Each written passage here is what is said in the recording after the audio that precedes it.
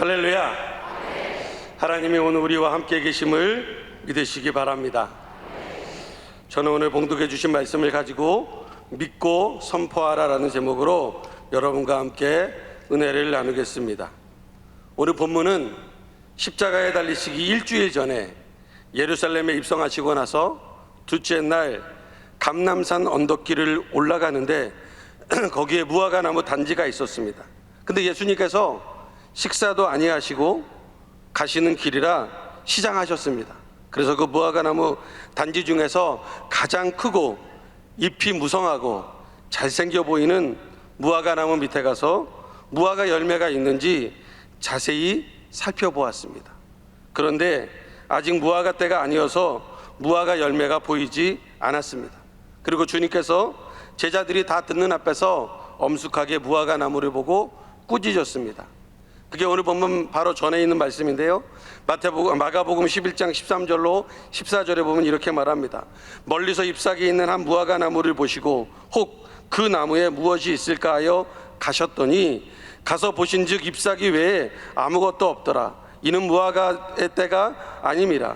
예수께서 나무에게 말씀하여 이르시되 이제부터 영원토록 사람이 내게서 열매를 따먹지 못하리라 하시니 제자들이 이를 듣더라 말하고 있습니다. 제자들은 무화과 나무를 저주하신 것을 그렇게 중요하게 생각하지 않고 그냥 예수님께서 시장하신데 무화과 열매가 없는 것을 보시고 좀 화가 나셔가지고 무화과 나무를 그냥 저주하셨다, 그냥 무화과 나무에게 좀 안 좋은 말을 하셨다, 그렇게 생각을 했습니다. 그리고 그냥 예루살렘에 들어가서 하루 종일 사역을 하고 예루살렘에서 다시 베다니에 와서 주무신 다음에 다음 날 아침에 다시 예루살렘으로, 베다니에서 예루살렘으로 가시는 길에 베드로가 보니까 어저께 예수님께서 꾸짖으셨던 그 무화과 나무가 말라 있는 것을 보았습니다. 어제까지 가장 잎이 무성하였고 가장 큰 나무였기 때문에 기억하고 있었는데 하루아침에 아주 바짝 말라버린 것입니다. 그 나무만 다른 나무에 비교해서 말라버렸기 때문에 다른 나무들과 비교가 되었습니다. 그래서 베드로가 이렇게 이야기합니다. 오늘 본문인데요, 마가복음 11장 21절에 베드로가 생각이 나서 여짜오되 랍비여 보소서 저주하신 무화과 나무가 말랐나이다. 그러고 나서 예수님께서 바로 이렇게 이야기를 하십니다. 마가복음 11장 22절에 예수께서 그들에게 대답하여 이르시되 하나님을 믿으라, 이렇게 말씀하고 있습니다. 무화과 나무가 말랐다고 이야기했는데 그 이야기를 듣자마자 예수님은 그 이야기를 기다렸다는 듯이 하나님을 믿으라라고 이야기하고 있습니다. 우리는 무화과 나무의 저주에 대해서 이야기를 많이 들었습니다. 무화과의 잎이 무성하지만 거기에 열매가 없었기 때문에 저주를 받아서 무화과 나무가 말랐다는 것입니다. 그러므로 우리가 열매를 많이 맺어야 한다는 것입니다. 열매를 많이 맺지 못하면 예수님의 저주를 받는다는 이야기입니다. 맞는 이야기죠. 잎사귀보다는 열매를 많이 맺어야 합니다.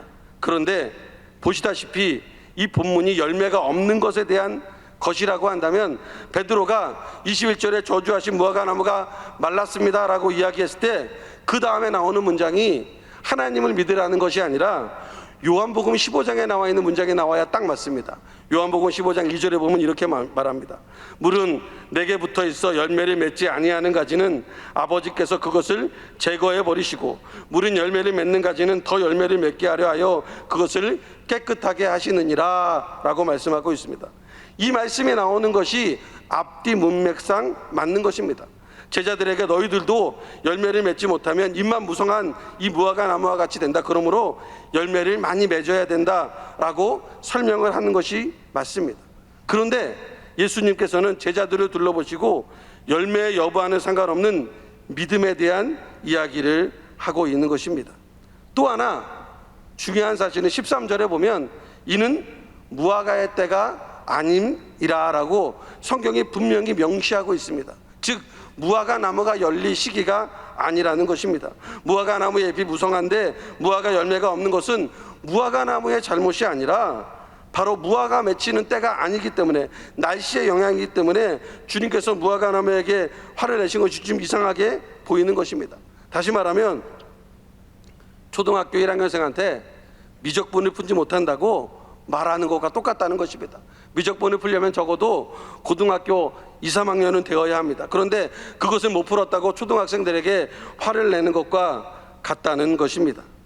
주님께서는 무화과나무의 때가 아직 이르지 않았는데 화가 나서 꾸짖을 턱이 없습니다. 주님께서 무화과나무를 마르게 하신 궁극적인 이유가 다른 곳에 있다는 것을 이야기하는 것입니다. 그렇기 때문에 베드로가 무화과나무의 잎이 말랐습니다, 무화과나무가 뿌리채 말랐습니다 라고 이야기할 때 열매를 맺으라 이렇게 이야기하지 않은 것입니다. 예수님은 이 무화과나무의 비유를 통해서 제자들에게, 아니 우리들에게 믿음에 대한 이야기를 하고 싶은 것입니다. 왜냐하면 이렇게 하심으로 말미암아 제자들에게 믿음이 얼마나 위대한 힘을 발휘하고 있는지, 믿음이라고 하는 것이 얼마나 큰 교훈을 주고 있는지를 우리에게 이야기하고 있는 것이에요. 믿음이 위대한 능력이라고 하는 것은 바로 이 무화과나무가 말라 비틀어져 있는 이 모습을 보면서 믿음이 어떤 것이냐라는 것을 제자들에게 설명해 주고 있습니다. 왜냐? 이제 예수님이 십자가에 달려 돌아가시기 일주일이 남지 않은 시간이었습니다. 예수님의 관심은 일주일 남지 않은 이 시기에 제자들에게 가장 중요한 것을 가르쳐주고 싶은 것입니다. 그것이 무엇이었냐? 바로 믿음에 대한 것이었습니다.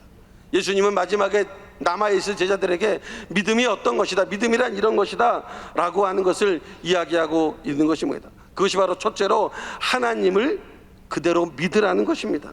무화과나무가 말랐다고 놀라서 묻는 베드로에게 예수님은 다른 말씀 안 했습니다. 열매를 더 많이 맺어야 된다, 열매를 안 맺으면 이렇게 저주를 받는다, 이런 이야기하지 않고 하나님을 온전히 믿으라고 말하고 있습니다. 하나님의 위대한 기적을 가져오기 위해서는 우리가 하나님을 믿고 또한 하나님의 믿음을 가져야 하는 것입니다. 그리고 이 믿음이라고 하는 것이 우리가 하나님께 나아가는 올바른 길이라고 말하고 있습니다. 히브리서 11장 6절은 믿음에 대해서 이렇게 말합니다. 믿음이 없이는 하나님을 기쁘시게 하지 못하나니 하나님께 나아가는 자는 반드시 그가 계신 것과 또한 그가 자기를 찾는 자들에게 상 주시는 이심을 믿어야 할지니라 말하고 있습니다. 하나님께 나아가기 위해서 필요한 것이 무엇이냐? 바로 믿음이 필요한 것입니다. 그리고 이 믿음은 어떻게 얻냐? 로마서 10장 17절에 그러므로 믿음은 들음에서 나며 들음은 그리스도의 말씀으로 말미암았느니라 말씀하고 있습니다.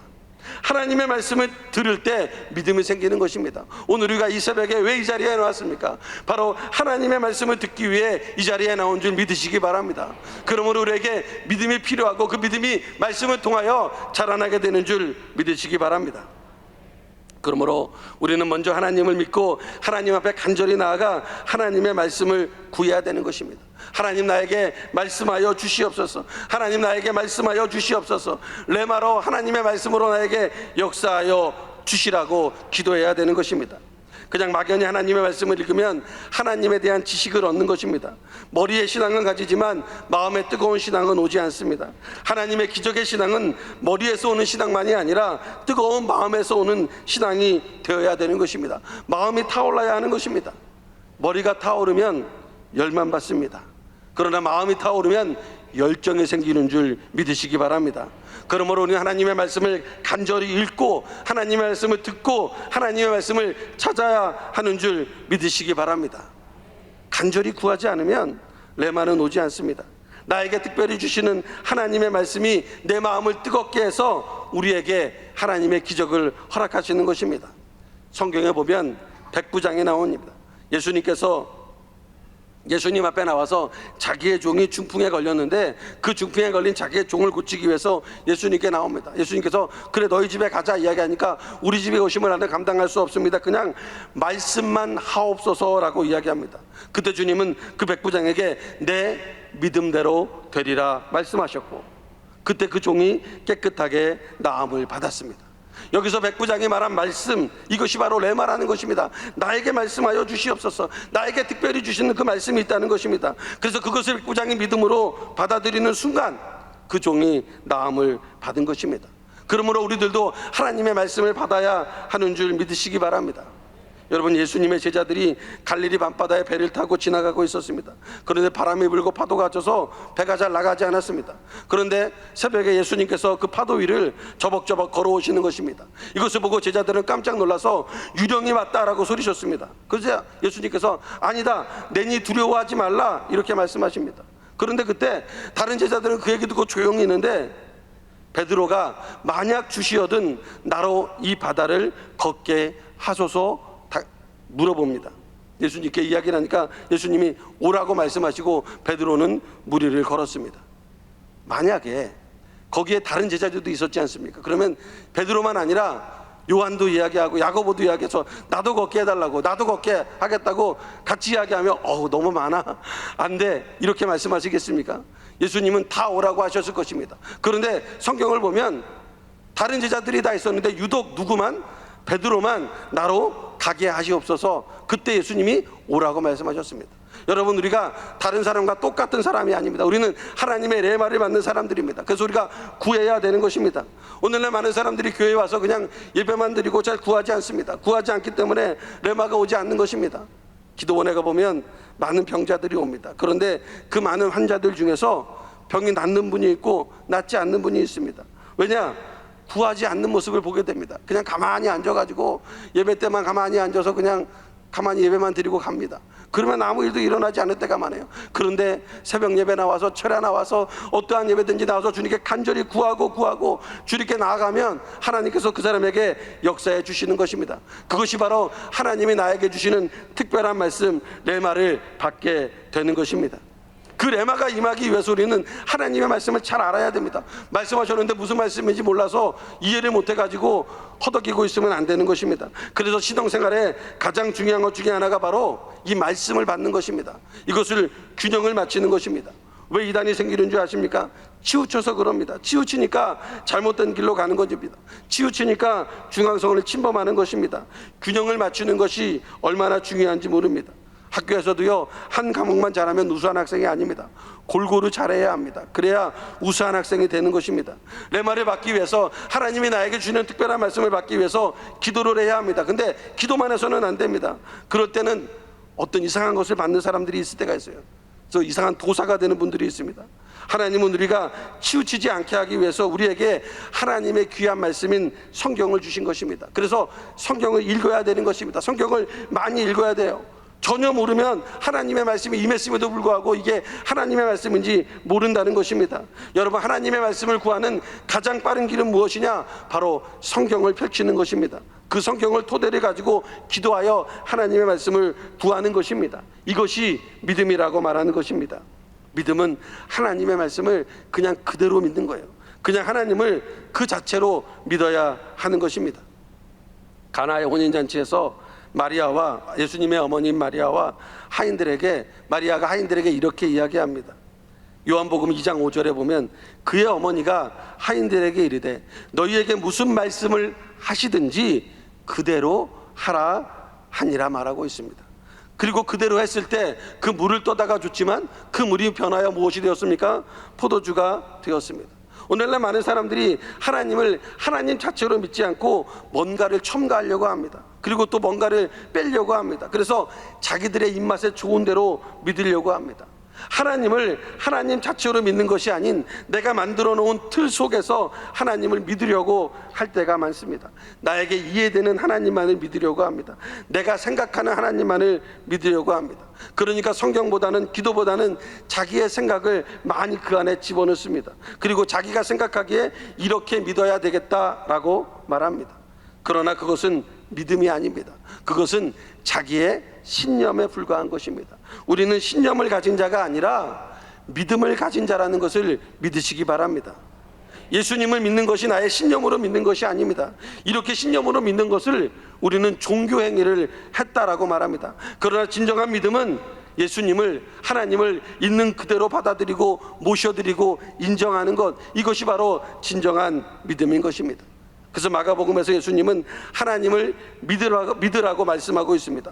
무화과 나무가 말랐는가? 거기에 이상하다고 이야기하지 말고, 뭔가 거기에 문제가 있다고 이야기하지 말고, 그대로 하나님이 예수님을 통해서 말씀하신 그대로, 하나님의 명령하신 그대로 이루어졌다고 그냥 받아들이라는 것입니다. 이것이 믿음이라는 것입니다. 예수님이 십자가에 달려 돌아가시고 나서 여러 가지 많은 이단 사설이 생기고 여러 가지 많은 어려운 이들이 제자들에게 올 것입니다. 그때 좌로나 우로나 흔들리지 말고 오직 말씀을 말씀 그 자체로, 하나님을 하나님 그 자체로, 예수님을 예수님 그 자체로 믿으라고 제자들에게 이야기하는 것입니다. 그래서 무화과 나무가 말랐음에도 불구하고 예수님은 제자들에게 믿음에 대한 이야기를 하고 있는 것입니다. 하나님을 있는 그대로 믿는 것은 하나님의 말씀을 그대로 따르는 것입니다. 하나님이 원하시는 그 말씀을 그대로 따를 때 우리는 그 사람이 하나님을 믿는 사람이라는 것을 알 수 있습니다. 내 뜻과 내 신념에 의해서 하나님의 뜻을 따를지 말지를 결정하는 것이 아니라 하나님의 말씀을 있는 그대로 따를 때 하나님의 자녀가 되는 축복을 받게 되는 것입니다. 이해하고 믿는 것이 아니라 믿음으로 나가면 이해가 되어지는 것입니다. 이게 믿음인 것입니다. 하나님은 오늘도 우리에게 하나님을 믿음으로 말미암아 엄청난 하나님의 역사를 예비해 주고 계심을 믿으시기 바랍니다. 두 번째는 말씀대로 명령해야 합니다. 선포해야 한다는 것입니다. 오늘 마가복음 11장 23절에 보면 내가 진실로 너희에게 이르노니 누구든지 이 산더러 들려 바다에 던져지라 하며 그 말하는 것이 이룰 줄을 믿고 마음에 의심하지 아니하면 그대로 되리라 말하고 있습니다. 여기에 보면 이 산더러 들려 바다에 던져지라 말하는 것입니다. 이게 무엇입니까? 바로 명령하는 것입니다. 선포하는 것입니다. 하나님의 말씀을 레마의 믿음으로 받았으면 그 다음은 우리는 그것을 말해야 하는 것입니다. 우리의 입으로 이야기를 해야 하는 것입니다. 창조시대 때는요, 하나님이 직접 말씀하셨습니다. 창세기에 보면 하나님께서 빛이 있으라 하니까 빛이 있었습니다. 하나님이 말씀하시니까 역사가 일어나서 말씀하신 그대로 되었습니다. 그런데 그 이후에 보면 하나님께서는 사람을 통해서 역사하시는데 사람의 입을 통해서 역사하십니다. 아담을 창조하시고 나서 그에게 명령할 것을 시키셨습니다. 그리고 그가 말하는 것이 곧 법이 되었고 그가 말하는 것이 곧 그들의 이름이 되었습니다. 창세기 2장 19절에 보면 이렇게 말합니다. 야훼 하나님이 흙으로 각종 들짐승과 공중의 각종 새를 지으시고 아담이 무엇이라고 부르나 보시려고 그것들을 그에게로 이끌어 가시니 아담이 각 생물을 부르는 것이 곧 그 이름이 되었더라 말하고 있습니다. 아담에게 하나님 대신 명령하게 하셨습니다. 그리고 그것이 곧 그들의 속성이 되게 하셨다 말하고 있습니다. 또 에스겔서에 보면 에스겔의 마른 뼈의 환상이 나옵니다. 에스겔이 하나님의 인도하심으로 골짜기에 가니까 많은 뼈가 있었습니다. 하나님께서 그 뼈들을 향하여 살아나라 명령을 하라고 에스겔에게 시키셨습니다. 에스겔서 37장 4절에 보니까 또 내게 이르시되 너는 이 모든 뼈에게 대언하여 이르기를 너희 많은 뼈들아 야훼의 말씀을 들을지어다 말하고 있습니다. 그렇게 하니까 그 뼈들에게 힘줄이 붙고 혈관이 생기고 살이 붙고 인간의 모습이 되었습니다. 그러나 아직 가만히 있었습니다. 그때 하나님께서 다시 에스겔에게 생기를 명하라고 말씀하십니다. 에스겔서 37장 9절에 보면 또 내게 이르시되 인자야 너는 생기를 향하여 대언하라. 생기에게 대언하여 이르기를 주 야훼께서 이같이 말씀하시기를 생기야 사방에서부터 와서 이 죽음을 당한 자에게 붙어서 살아나게 하라 하셨다 하라고 말씀하고 있습니다. 에스겔이 명령하니까 생기가 들어가고 그 죽었던 그 마른 뼈들이 살아나고 인간이 되었다는 것입니다. 이제는 하나님께서 직접적으로 말씀하시기보다는 에스겔에게 명령하시고 아담에게 명령하셔서 말씀을 대언하니까 뼈에 살이 붙고 생기가 생기는 것입니다. 오늘날 하나님은 우리에게 말씀하고 있습니다. 하나님은 우리에게 주신 것이 있습니다. 하나님의 레마의 말씀, 하나님의 믿음의 말씀을 주셨습니다. 그러면 이제 우리는 무엇을 해야 합니까? 선포해야 되는 것입니다. 그 말씀 그대로 된다고 고백해야 되는 것입니다. 하나님의 특징이 무엇이냐? 하나님은 고백하게 하십니다. 하나님은 아브라함에게 나타나셔서 이름을 바꾸어 주셨습니다. 즉 선언하게 하신 것입니다. 아브라함을 아브라함으로, 사례를 사라로 만드셨습니다. 그래서 항상 고백하게 하셨습니다. 그렇게 바꾸고 나니까 1년 안에 아이를 낳게 되었습니다. 믿음을 얻었으면, 하나님 말씀을 받았으면 그 말씀을 선포해야 되는 것입니다. 전해야 하는 것입니다. 야곱이 야복 나루터에서 하나님에게 축복을 구했습니다. 그러자 하나님이 너의 이름이 무엇이냐고 물었고 야곱이라고 대답했을 때 너의 이름을 바꾸라고 하시고 이스라엘이라는 이름을 주셨습니다. 창세기 35장 10절에 보니까 하나님이 그에게 이르시되 내 이름이 야곱이지만은 내 이름을 다시는 야곱이라 부르지 않겠고 이스라엘이 내 이름이 되리라 하시고 그가 그의 이름을 이스라엘이라 부르시고 말하고 있습니다. 축복을 주시기로 하면 그 다음에는 입으로 시인하게 만든 것입니다. 고백하면 그 말씀이 나가서 기적을 만드는 것입니다. 하나님 말씀을 받았으면 그것을 말해야 하는 것입니다. 이렇게 해야 된다고 하나님의 말씀에 레마가 임하면 선언해야 되는 것입니다. 그러면 그 말씀이 나가서 살아 움직여서 기적을 만들어내는 것입니다. 오늘날 많은 사람들에게 기적이 일어나지 않는 이유는 믿음을 받고 레마를 받았음에도 불구하고 고백하지 않는다는 거예요. 아니면 아예 그럴 일이 생기겠어?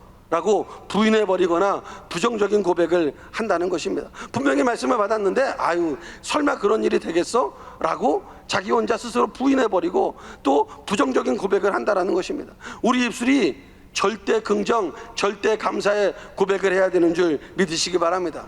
그러면 그 절대 긍정, 절대 감사의 고백이 스스로 살아 일어나서 우리를 절대 긍정의 길로, 절대 감사의 길로 이끌어 가는 것입니다. 오늘 마가복음에 예수님은 제자들에게 명령하라고 말씀하고 있습니다. 이 산더러 들려 바다에 던져지라 명령하라는 것입니다. 그러면 그 명령대로 이루어지는 것입니다. 근데 그 명령의 내용이 조금 어렵습니다. 아니 우리가 보기에 불가능한 것입니다. 어떻게 이 산이 바다가 될 수 있냐? 가능한 일이 아니지 않습니까? 불가능한 일이지 않습니까? 저희가 보기에도 불가능한 일입니다. 그런데 그렇게 입으로 시인하고 고백하면 그 불가능하고 안 되고 절대로 안 됐을 것 같아 보였던 그 일들이 이루어지는 기적이 생긴다는 것입니다. 입술의 고백이 그렇게 중요한 것입니다. 얼마나 중요하냐? 로마서 10장 9절은 이렇게 말합니다. 내가 만일 내 입으로 예수를 주로 시인하며 또 하나님께서 그를 죽은 자 가운데서 살리신 것을 내 마음에 믿으면 구원을 받으리라 말하고 있습니다. 우리의 구원의 문제도 마음과 입술에 있다는 것입니다. 다시 말하면 믿음과 입술의 선포를 통해서 구원이라고 하는 엄청난 축복의 은혜가 우리에게 오게 되는 것입니다. 문제는 말하는 내용의 문제가 아니라는 것입니다. 우리는 말하는 내용 때문에 고민하고 말하는 내용 때문에 설마 이야기를 합니다. 말하는 것이 어떠한 것이냐의 문제가 아니라 말을 하느냐 안 하느냐, 선포를 하느냐 안 하느냐의 문제인 것입니다. 그러므로 이제 명령해야 되는 것입니다.